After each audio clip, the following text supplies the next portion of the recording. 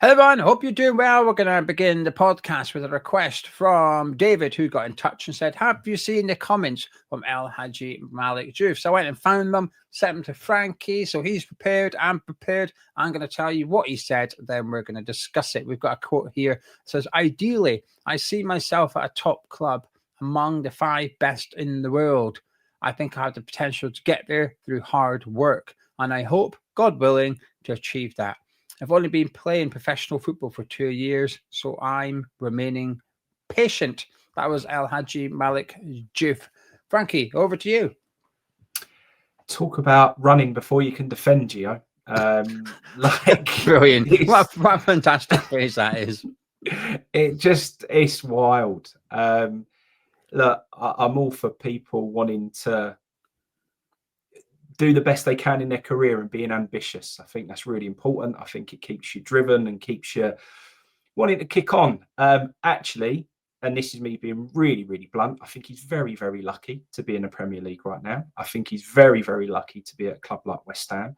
And right now, he should be full of thanks for West Ham United and giving him an opportunity when there's glaring gaps in his game, albeit that we can see that he's got lots of potential and we can see that he, going forward, has a lot of ability, and he's crossing. It still looks. I was a bit uncertain at first. First couple of games, I thought these crosses are they always going to be this good? Is it going to be consistent? Can he keep them up, or is he just whipping the ball and it's just looking like he's put a couple in and he's got fluked it a little bit?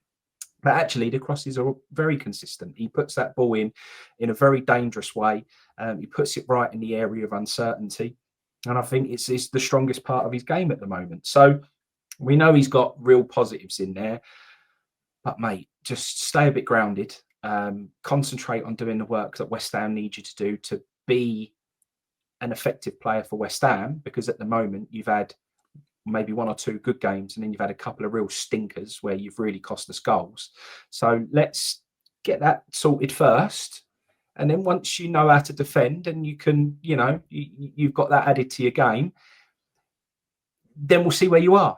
But at the moment, I don't think any of those top 5 clubs, even with the potential he's got, would even consider a move for him right now.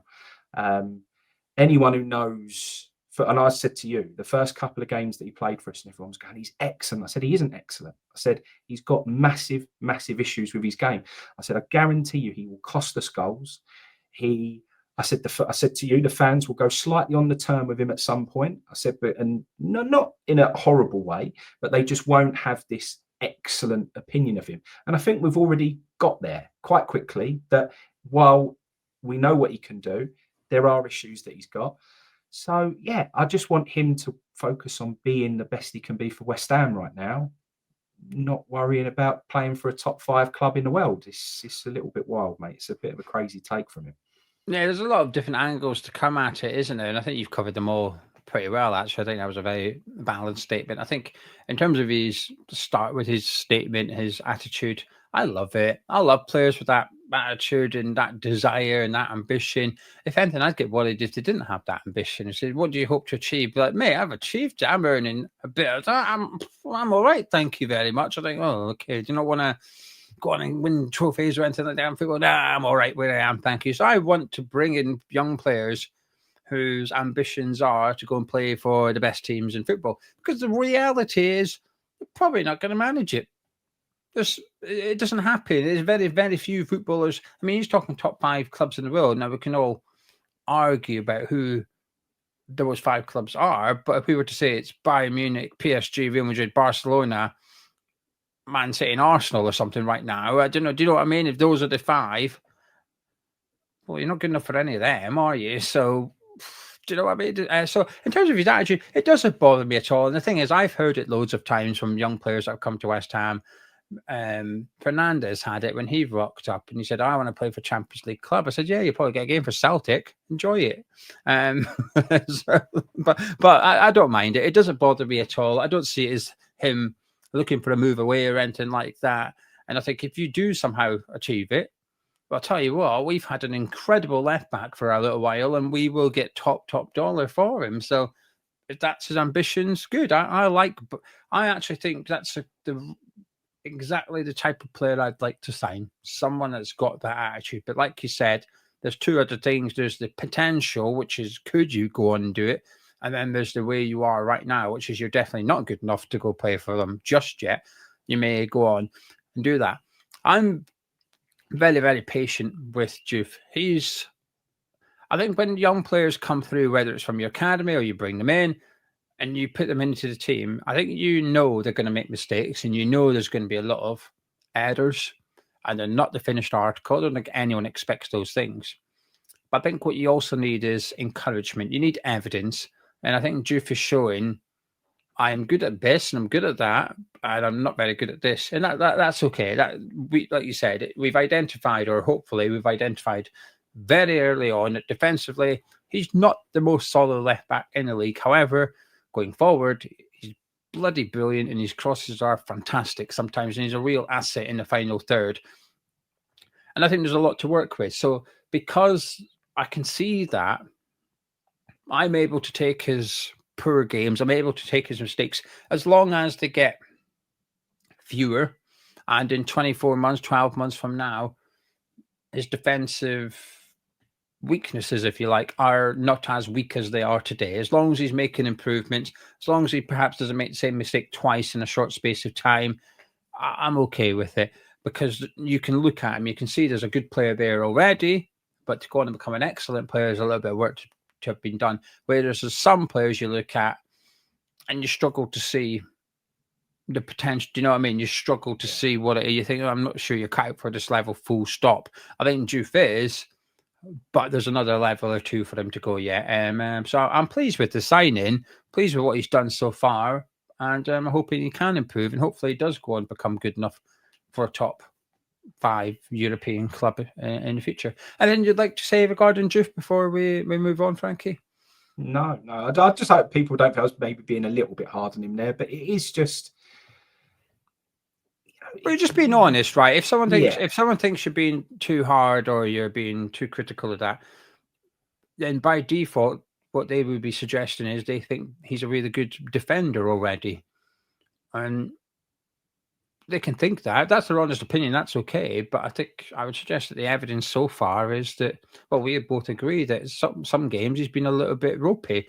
I think he sometimes fixes it himself during the game. So I do think sometimes, the first 20, 30 minutes he'll struggle, but in the second half, he's almost worked out a little bit and he's worked out how to defend against his immediate opponent. Does that make sense? I feel like he does improve during games. It's when I think if you look at the mistakes he's made, whether it leads to goals or just chances created or anything like that, I do feel like they are quite early on in the match. And so whether he just needs that little bit of getting to know who he's up against or something, because I'm still adamant that he didn't know Jacob Murphy was right-footed. I still think he thought Murphy was cutting in on his stronger foot, tried to defend it, and so when Murphy cut back again on his right foot, it threw him out completely. It sent him back to Czechia. But I think I genuinely think he thought Murphy was going to hit it with his left foot, and I'm not convinced he knew Murphy was right-footed and therefore more likely to cut back onto his stronger foot. But I don't know. That's just my opinion. Yeah, interesting one, Geo. Who is your main man on that left-hand side? I think we're quite fortunate. I think we've got two players who suit different games, and I think that's quite a good place for us to be. But we've had one of them who probably isn't regarded as the man who probably can get forward and be effective, but has gone and scored in the last game. So, yeah, who is your first name on the team sheet on that left-hand side? It depends who we're playing, I think. So, obviously, we're Bournemouth away. I think I would actually I'm going to go against what I've just said. I'd probably go with Diouf because I think the best way for him to learn is to play games, and he will make mistakes, learn from them. However, I do wonder if what I would say is when we were playing Newcastle and we were leading 2-1 and Walker Peters was coming on, I was thinking put him left back and move Diouf forward, because I thought Walker Peters is the better defender of the two. And I like Diouf's pace and his direct running. And when we counter-attack, sometimes he's tearing it down the left. So I can understand why anyone would go Walker Peters. I think we've got a really good player there. And if Nuno was to play him over Diouf, I wouldn't be upset. It's not like if he was to play Irving in midfield again, I'd be like, no, what are you doing, mate? What are you doing? I wouldn't get it. I wouldn't understand it. But if he was to play Walker Peters, I would understand and I wouldn't be upset with that lineup. I'd be happy regardless of what. You can't really lose. Walker Peters or Diouf, I'm happy with either. What about yourself? Yeah, I hinted there a little bit that I didn't want to sit on the fence kind of answer. I think it's, but it does depend on, like I said, I think we're quite fortunate looking at whoever their right-hand sided attacker is. I think you can almost chop and change and pick who's suitable. So if you've got someone who, or the way the other team plays, if they have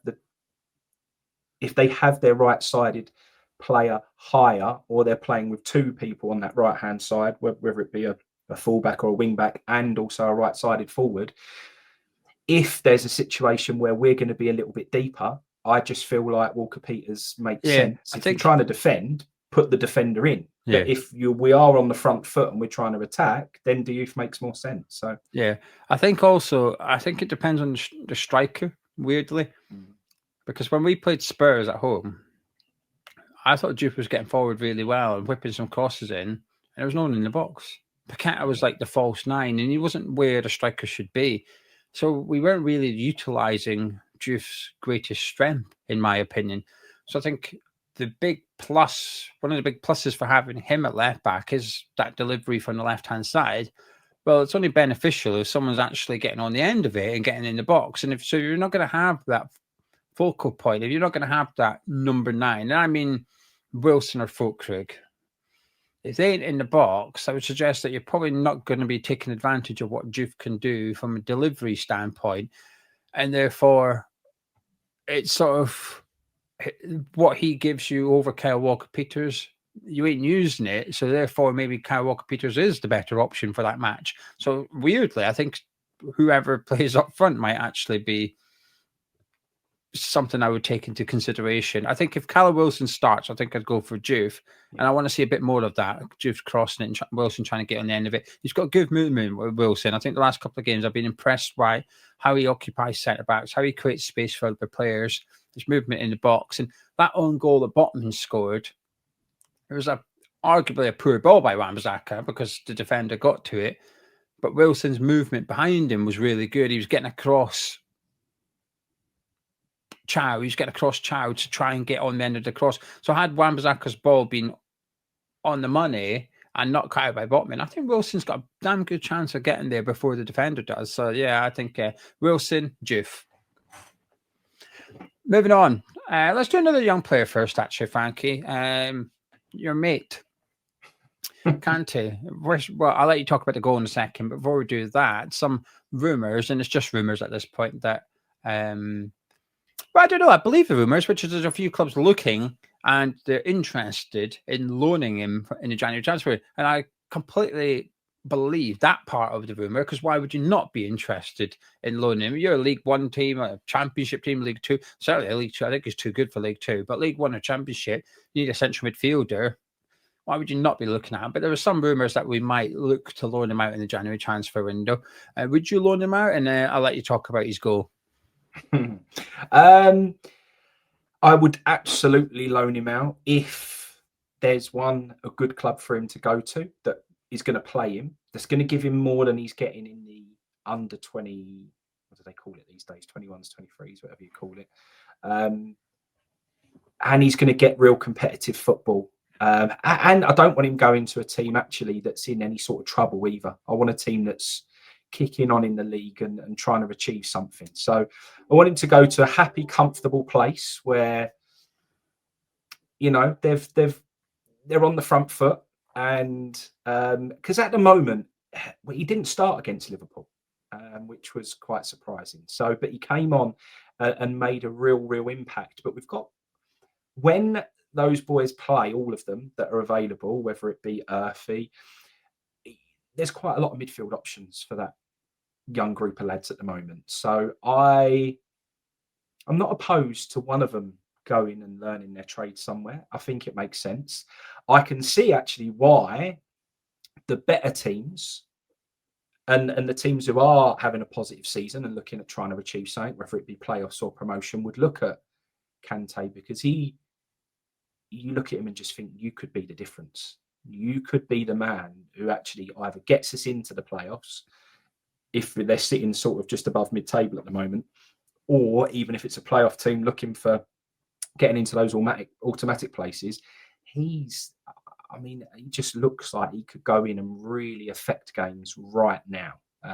His goal rate is fantastic. His work rate, his athleticism, just everything about him, I would tip him to be able to cope with Championship, League One. Absolutely no problem at all. I don't think it's an issue.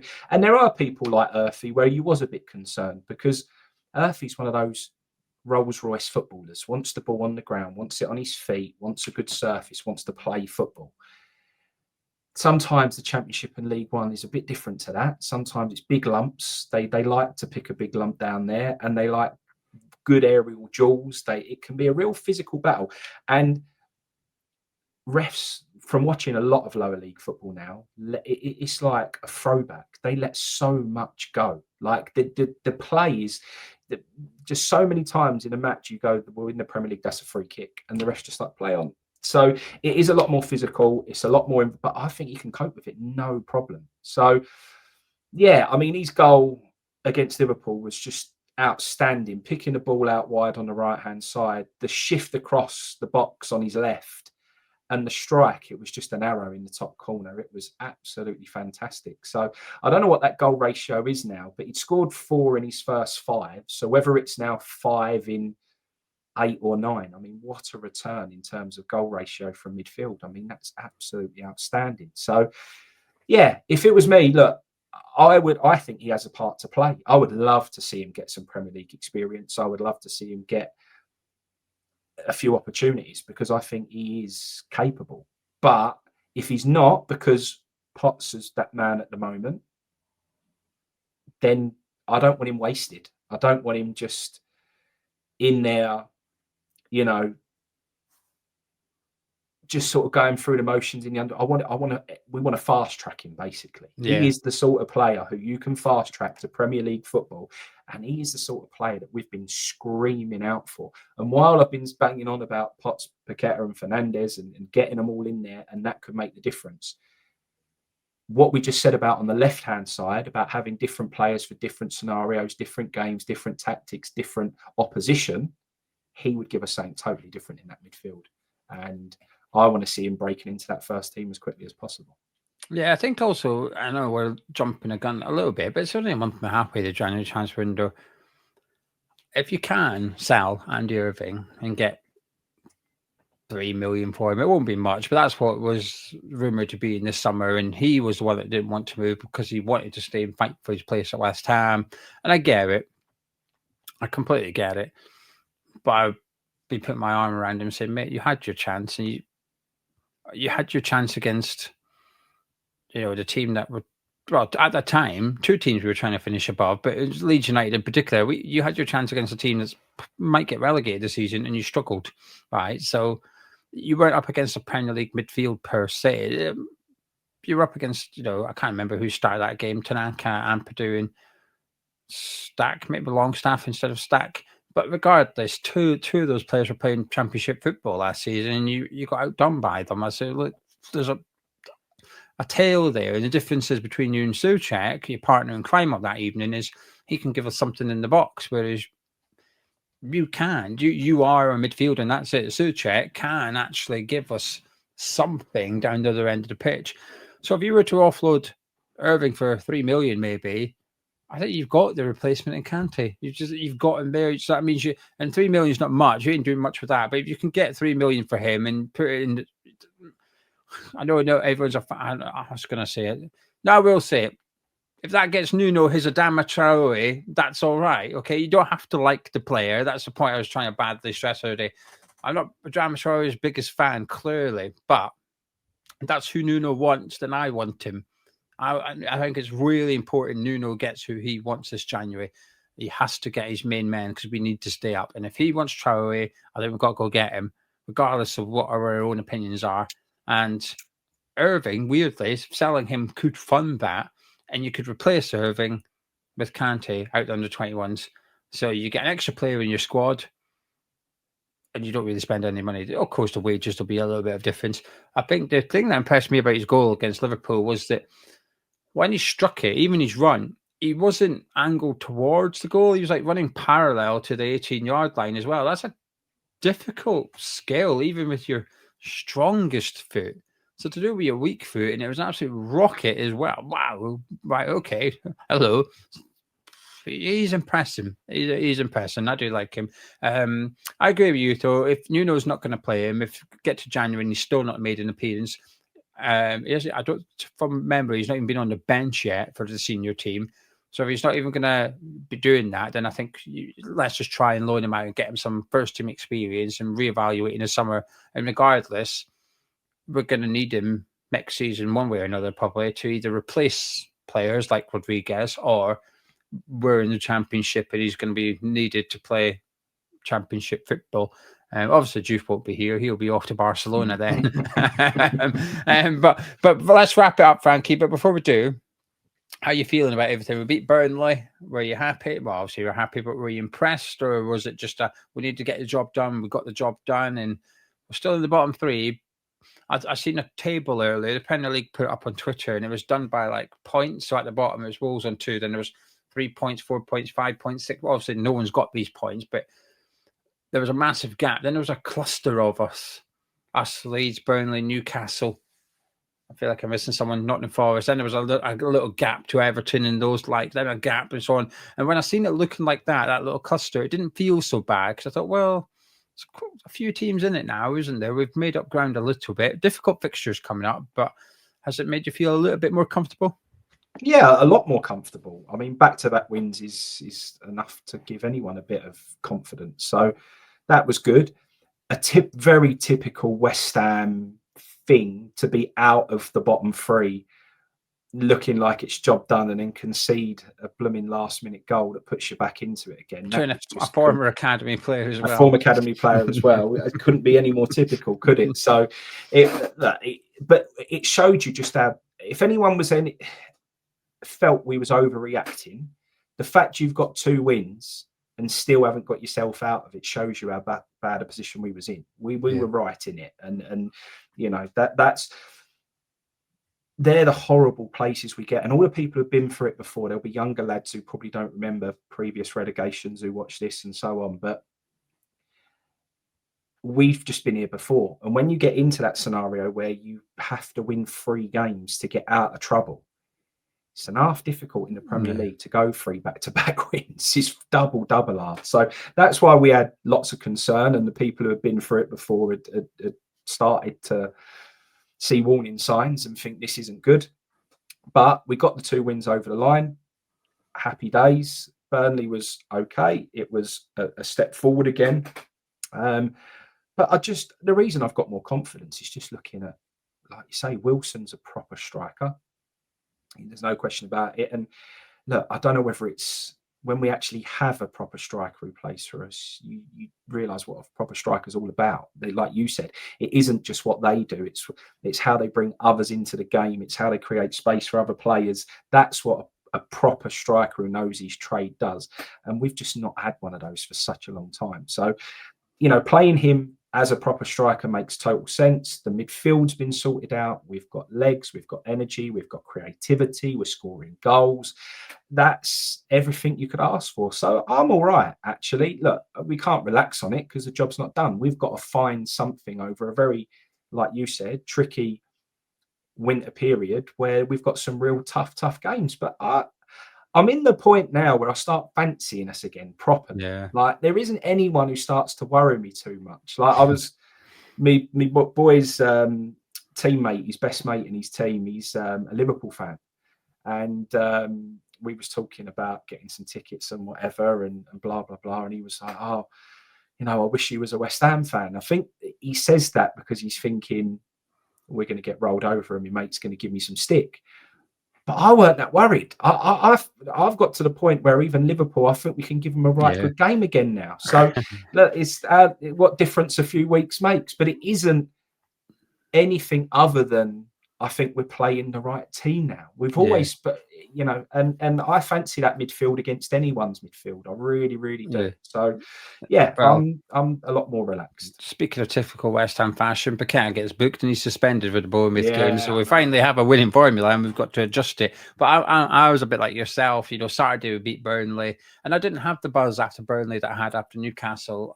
Newcastle I was buzzing, but Burnley I was a bit like, I was more relieved. I was like, right, okay, thank God we've got that win. That was an important one.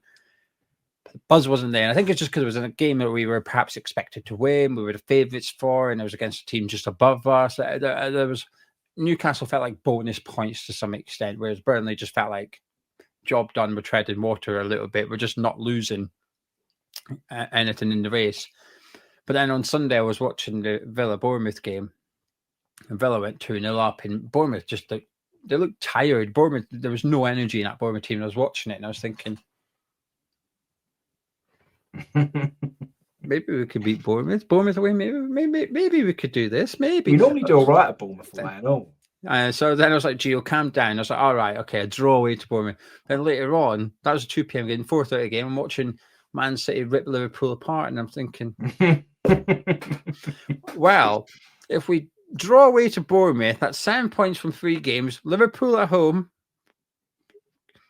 maybe we win that one. So with wins comes delusion, and but you know what? I like it. I don't mind having being allowed to be a little bit silly and whatever and dreaming, because, like you said, just 2 weeks prior, before the Newcastle game, you said to me, "Oh, you're playing Accrington Stanley." I'd be like, "Oh, we're going to get beat. Yep, no chance. No, 1-0 Accrington Stanley, no chance. We don't know what we're doing. Blah blah blah blah blah." So football's a very, some would say fickle, but it is a very, very short-term thing. Football, things can change just like that in football. So hopefully we can keep going. And I've noticed the neutrals really do fancy us to get out of it now. The fans of other teams are saying, West Ham, Nuno, they'll be all right. They've won a couple of games. They'll be fine. So that gives me hope again. And so fingers crossed we keep it going. But Frankie, anything you'd like to add before we wrap it up? No. Just nice to be coming off of these in a nice positive mindset with West Ham. It's a much better feeling. So yeah, I'll feel a lot more comfortable when we're 10th. Don't get me wrong, but let's hope that's not too far away. Thank you very much for joining us. If you've enjoyed the podcast, please do drop a like, comment, subscribe, and Hammers chat, myself and Frankie. Catch you in a bit.